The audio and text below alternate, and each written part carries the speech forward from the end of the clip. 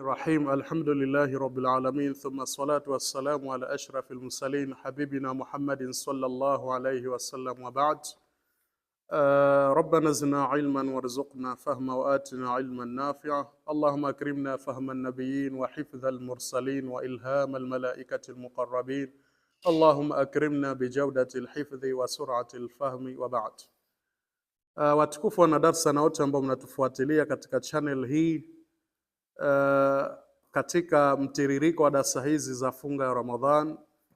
Inshallah bado tuko katika mwendelezo wa kijitabu chetu cha mkarara wetu Fatawa Ramadhania, na leo hii inshallah kulingana na kwamba Ramadhani inaisha inamalizika, leo inshallah tutakuwa katika mlango wa al-i'tikaf, swali zima la i'tikaf.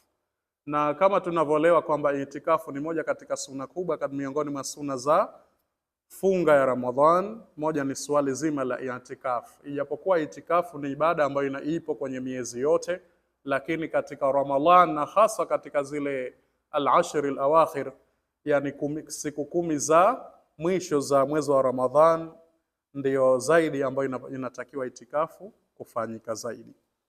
Na kama ilivyo kawaida, mfumo wa kitabu chetu itakuwa ni mfumo wa maswali na majawabu, na tunaanza swali la kwanza kwa kusema hivi: sin suali ma huwa al-i'tikafu, ni nini i'tikafu? Na tunaitoa darasa hii kwa sababu wengi katika kumi hili la mwisho wanatarajia kukaa i'tikafu. Ni vizuri kupata taaluma ima maelekezo angalau kwa uchache, ili kuweza kuitekeleza ibada hiyo kwa usahihi, ili sikuwa mtu anakaa i'tikafu lakini itikafu yake inaharibika pasina kujua. Muhimu ibada yoyote ikifika kuweza kupata mafunzo, na mafunzo miongoni mwa mafunzo ni haya ambayo tunapeana. Kama ilivyo kawaida, ibada ya hija ikifika, mahujaji huwa wanaandaliwa mafunzo maalumu, lengo na madhumuni kuweza kuifanya ibada ya hija kama inavyotaka sheria. Vile vile na i'tikafu ni muhimu mtu kupata maelekezo. Kwa hiyo ni swali ma huwa al-i'tikaf, ni nini i'tikaf? Yani kama ni taarifu tunaita ujuwilisho, ima definition ya i'tikaf: huwa luzumul muslimi, ni kujilazimisha muislamu, almumayyizi, aliyefikiria balighi, al-lubtha fil masjidi, kukaa msikitini, li ta'ati llahi, kwa ajili ya kumtii Mungu azza wa jalla, mwenye nguvu na utukufu. Kwa itikafu ni kitendo cha kujilazimisha mtu kukaa msikitini kwa nia kabisa, kwa lengo la kuweza kumtii Allah. Ina maana kufanya ibada mbalimbali ikiwemo kusoma Qur'an, kuswali swala mbalimbali za sunna na harakati nyinginezo za ibada. Hiyo ndio maana itikafu. Na kwa mujibu wa taarifu tulioitoa, ujuwilisho inamaanisha itikafu fil masjid, tumehusisha msikitini, kwa sababu itikafu kikawaida kama tutakavyoona hapo mbele haijuzu isipokuwa iwe ni msikitini. Na uzuri zaidi huo msikiti pia ni msikiti ambao unaswaliwa swala ya jamaa, ima swala ya Ijumaa. Sin swali, baada ya kuelewa maana ya itikafu: ma hukmu al-i'tikafi, ni nini hukumu ya itikafu? Itikafu kama ni itikafu ina hukumu gani? Hal huwa wajibun, hal huwa makruhun, je ni karaha, ni wajibu, au iko vipi? Jim, jawabu: huwa sunnatun muakkadatun, ni sunna iliyotiliwa mkazo. Kiambwa sunnatun muakkada ni sunna ambayo maana yake karibu ya faradhi, sunna iliyokokotezwa. Sunnatun muakkadatun ni sunna iliyokokotezwa. Wa qurbatun ila Allah azza wa jalla, na ni kikurubisho cha Allah kwa Allah subhanahu wa ta'ala, kwamba ukifanya itikafu unakuwa uko karibu na Allah, kwa sababu katika itikafu ni kama kambi maalumu ambayo umejificha kwa ajili ya ibada maalumu. Kwa sini swali, hali al-i'tikafu sunnatun, swali ambalo linaendelea kuuliza hali al-i'tikafu, je itikafu sunnatun, ni sunna, ala rijali wan nisai, juu ya wanaume na wanawake, am ala rijali faqat, au ni juu ya wanaume tu? Je itikafu, swali nauliza, ni sunna kwa wote, wanaume na wanawake, au wanaume tu? Ndio swali ambalo kwa sababu kuna ndugu zetu wanawake na wamekusudia kukaa itikafu. Jim, jawabu: naam, ndio, al-i'tikafu sunnatun, itikafu ni sunna, kwa maana ukifanya unapata thawabu lirijali wan nisai, kwa wanaume na wanawake wote wanatakiwa kukaa itikafu. Tayari hapo. Kwa swali jingine: hal yajuzu lilmar'ati an ya'takifa bighairi idhni zawjiha au waliha au sayyidiha? Swali linauliza hal yajuzu lilmar'ati, je inakubalika kwa mwanamke an ya'takifa, kukaa itikafu, bighairi idhni zawjiha, bila idhni ya mumewe, kwamba mwanamke akaamua tu akae itikafu pasina idhni ya mumewe. Je, hili liko vipi? Linakubalika ama halikubaliki? Au waliyi, au wali wake. Tukisema wali wake ni mwanamke ambaye hajaolewa, pengine baba yake, mama yake. Je, anastahiki mwanamke huyu kukaa itikafu pasina idhni? Au sayyidi, au bwana wake. Wakati huo alikuwa kuna maswali ya utumwa, mtu katawaliwa na bwana wake. Kama ni mwanamke, je, inajuzu aende itikafu tu pasina kupata amri ya bwana? Au yule aliolewa kwa mumewe, au yule ambaye hajaolewa, mwanamke wali wake? Jim, jawabu ieleweke hivi: yahrumu ala almar'ati, ni haramu kwa mwanamke, an ya'takifa, kukaa itikafu, bighairi idhni zawjiha, bila idhni, ruhusa mumewe. Kwa ni vizuri akaomba ruhusa. Au waliha, au idhni ya wali wake. Tukisema wali kwa yule ambaye, mwanamke ambaye hajaolewa, ina maana wali inawezekana baba yake au mama yake. Au sayyidi, au bwana wake, kwa yule ambaye, mwanamke ambaye ni mtumwa. Kwa ina maana wote itakavyokuwa, mwanamke aliyeolewa lazima apate idhini kutoka kwa mume wake ili aweze kukaa hiyo itikafu, lakini vile vile na mwanamke ambaye hajaolewa apate idhini kwa wali wake, lakini vile vile na mwanamke ambaye kama ingelikuwepo aliyetawaliwa ni bwana wake, utumwa kwa wakati huo, apate idhini kwa bwana wake. Hivyo ndivyo ilivyo. Swali jingine, sin swali, hal yajuzu lilmar'ati, je, inajuzu kwa mwanamke, kwa maana inakubalika kwa mwanamke, an ta'takifa, kukaa itikafu, fil masjidi, kwenye msikiti, fil ashri alawakhir min Ramadhan, katika lile 10 la mwisho la Ramadhani, yani zile siku 10? Jim, jawabu naam, ndio. Yajuzu lilmar'ati, inakubalika kwa mwanamke, an ta'takifa fil masjidi, kukaa itikafu msikitini, fil ashri alawakhir min Ramadhan, katika 10 la mwisho la Ramadhani. Kwa hilo linakubalika.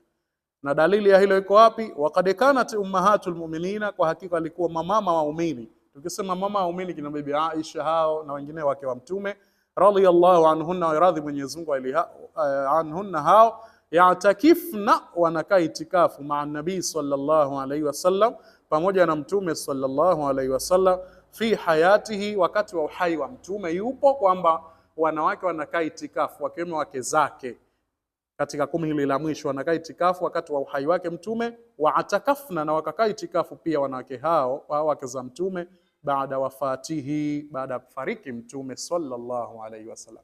Kwa ina maana dalili inaashiria hadithi wazi kwamba itikafu inajuzu wanawake kukaa itikafu msikitini, kama walivyokuwa wanawake wa Mtume sallallahu alaihi wasallam, na wanakaa itikafu tangu wakati wa uhai wa Mtume na hata baada ya kufariki kwake. Lakini hadithi nyingine vile vile, ruya na Aisha radhiyallahu anha, kutoa ithbati, yani uthibitisho juu hilo tunalolizungumzia. Imepokelewa kwa bibi Aisha radhiyallahu anha, muradhi Mwenyezi Mungu, annaha qalat, kwamba bibi Aisha amesema, kana an-nabiy sallallahu alayhi wasallam, alikuwa Mtume sallallahu alayhi wasallam, ya'takifu al-ashra al-awakhir min Ramadhan. Bibi Aisha anatuambia alikuwa Mtume akikaa itikafu katika 10 la mwisho la Ramadhan, hatta tawaffahu Allahu, mpaka Mungu akamfisha, kwa maana mpaka Mungu akamuondosha duniani. Na tuliambiwa kwamba Mtume amefunga Ramadhani 9, kwa ndani ya Ramadhani 9 aliwahi kukaa itikafu. Thumma atakafa azwajuhu, lakikisha baadaye wakaja wakakaa itikafu wake zake, min ba'dihi, baada ya kuondoka Mtume. Kwa ina maana hii ni dalili ya wazi ambayo inatoa swali kwamba itikafu, swala la itikafu halina ubaguzi, isipokuwa kutakuwa kuna utaratibu tu kwa mwanamke, kama tulivyotangulia, apata idhni, ruhusa. Ikiwa ameolewa, idhni ya mumewe; ikiwa hajaolewa, idhni ya wali wake; ikiwa ni mtumwa, idhni ya bwana wake. Rawahu al-Bukhari. Shurutul i'tikaf, tunaloendelea nalo hivi sasa ni sharti la i'tikaf. Jambo lolote katika ibada limewekewa sharti, na kwa sharti ndiyo linahesabika jambo hilo kuwa limefikia kwenye malengo. Sasa ma hiya shurutul i'tikaf, ni zipi sharti za kukaa itikafu? Sasa sharti la kwanza tunaambiwa shurutuhu, sharti zake, kwanza al-islamu, uislamu. Ina maana hawezi kukaa mtu itikafu hali ya kuwa si Muislamu, kwa sababu sharti la kukubaliwa kwa amali ni Uislamu. Kwa hata mtu ambaye hajasilimu hata afanyia amali ni bure. Amali yoyote atakayoifanya haiwezi kalipwa bila sharti la Uislamu. Kwa sharti la kwanza awe ni Muislamu. Kwa hata wale ambao wanafunga lakini sio Waislamu hawezi kupata thawabu za funga, kwa sababu wamekosa kigezo muhimu cha Uislamu. Kwa sharti la kwanza tunaambiwa al-Islamu ni Uislamu.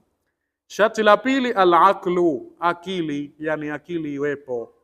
Kwa maana ya kwamba tukisema akili, maana yake fala yasihu al-i'tikafu min al-majnuni, haisi itikafu kwa mtu ambaye ni mwenda wazimu, tayari ambaye akili haipo, wala sabii ghairi al-mumayyiz, wala hata yule mtoto mdogo ambaye hajafikia umri wa baligh.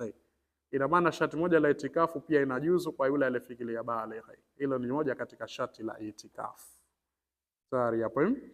Lakini sharti jingine sharti la kwanza tumeona al-Islamu, Uislamu. Sharti la pili al-aqlu, akili kuwepo, na sharti la tatu at-taharatu min al-hadath al-akbar, utahara kutokana na hadathi kubwa.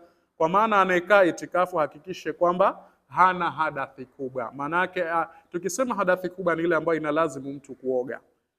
Ndio kwa maana fala yasihu itikafu al-junubi, haisi itikafu ya mtu mwenye janaba wala al-haidh wala mwenye haidh wala nifasi.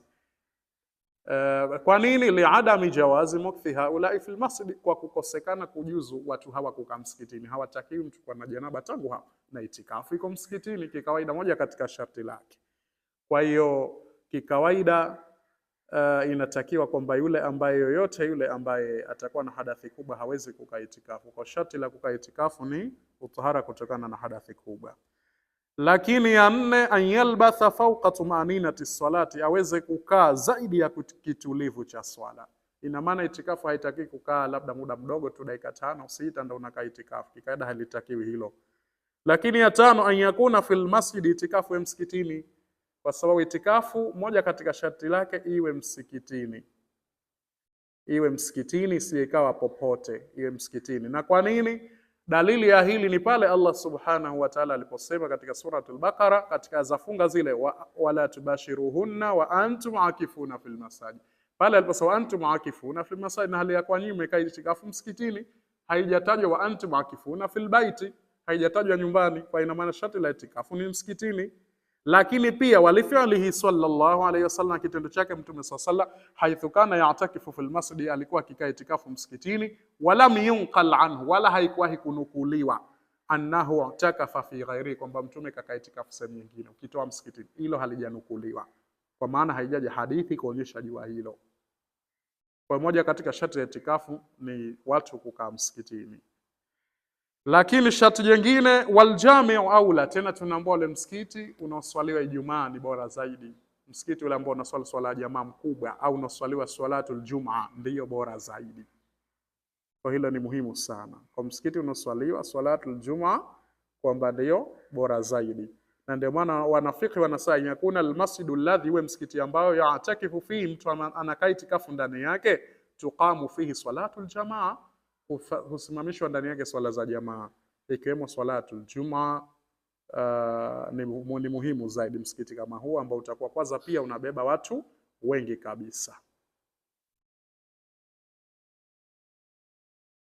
Kwa hilo lilikuwa ni sharti. Sharti jingine ayanwi al-i'tikafa, akusudie mtu kunuia itikafu. Ina maana sio kwamba unaenda itikafu basi na nia. Ibada yote imejengwa kwa misingi ya nia. Nia ndiyo nguzo kuu katika ibada. Na maana Mtume sallallahu alayhi wasallam, innamal a'malu binniyat, hakika amali zote kusudi kwake zinategemea na nia au usui kwa nia. Rawal Bukhari hiyo hadithi.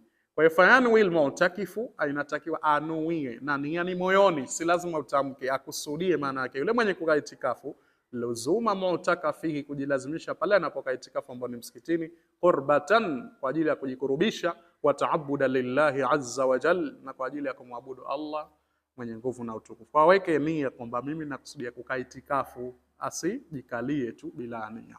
Hilo ni sharti muhimu kabisa. Kwa hiyo hapo tulikuwa tunazungumzia masharti ya itikafu. Sasa tuangalie swali ambalo linauliza ma huwa zamanul i'tikaf, ni upi muda wa i'tikaf? Jawabu huwa almukthu fil masjid, ni kukaa msikitini, miqdaran min az-zaman, kiasi cha muda ambao muda mrefu kidogo, wal afdalu, bora zaidi, alla yaqilla al-i'tikafu, isiyekapungua ile kukaa itikafu kwa mtu an yaumin, mchana wa lailati, na usiku wake. Ni sasa na kuzungumza siku moja angalau.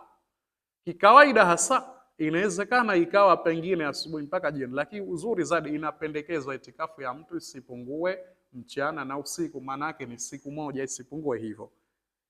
Kwa hivyo ndio ambayo inapendekezwa zaidi,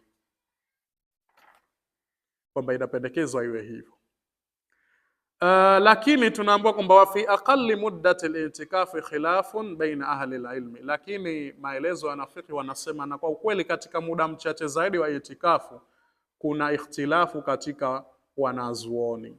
Hakuna hasa muda maalum waliokubaliana, lakini kuna ikhtilafu kwamba kuhusiana na uchache wa muda wa itikafu. Lakini tunaambiwa wasahih, kilichokuwa sahihi, anna waqta al-i'tikafi, hakika wakati wa itikafu, laisa li aqallihi haddun, hauna mpaka, hauna uchache wake, yani hauna mpaka katika uchache wake. Hilo ndio lilokuwa sahihi. Fayasilu al-i'tikafu, kwa inasiku ka itikafu miqdara min zaman, kiasi cha muda tu, wa in qalla, kama ni mdogo, cha msingi aweke nia. Illa anna al-afla, isipokuwa hakika ubora zaidi, alla yaqilla al-i'tikafu, kama tulivyotangulia kusema, isipungue al-i'tikafu an yaumin au laila, mchana au siku, maana yake angalau siku moja. Kwa nini? Liannahu, kwa sababu lam yunqal, haijapatapo kunukuliwa an nabii sallallahu alaihi wasallam, kwa mtume sallallahu, wala an ahadin min ashabihi, wala yoyote katika maswahaba wake, al-i'tikafu ka itikafu fi maduna dhalika, kinyume na hivyo, na siku moja. Kwa bora zaidi angalau isipungue siku moja. Sin swali, ma huwa afdalu awqati al-i'tikaf, swali ambalo liko mbele yetu ni wakati gani bora zaidi kukaa mtu itikafu. Sasa tumesema itikafu ni ibada ambayo ipo miezi yote, lakini upi wakati bora? Jim, jawabu, tunaambiwa afdalu awqati al-i'tikaf, afdalu awqati al-i'tikafi al-ashr al-awakhir min Ramadan, wakati bora au nyakati bora zaidi za kukaa itikafu ni zile siku 10 za mwisho za mwezi wa Ramadhani, tunaita siku 10 la mwisho. Huo ndio wakati bora zaidi. Haimaanishi nyakati nyingine si bora, lakini kuna ubora na ubora zaidi. Na swali ndivyo lilivyouliza, ni upi wakati bora zaidi? Kwa nini? Lima rawahu Aisha radhiyallahu anha, kwa yale aliyopokea bibi Aisha, anna an-nabiy sallallahu alayhi wasallam, hakika mtume sallam, kana ya'takifu al-ashr al-awakhira, alikuwa anakaa itikafu 10 la mwisho, min Ramadhana, la Ramadhani, hatta tawaffahu Allah, mpaka Mungu akamfisha, akamuondosha duniani katika Ramadhani 9 alizozifunga mtume sallallahu, rawahu al-Bukhari.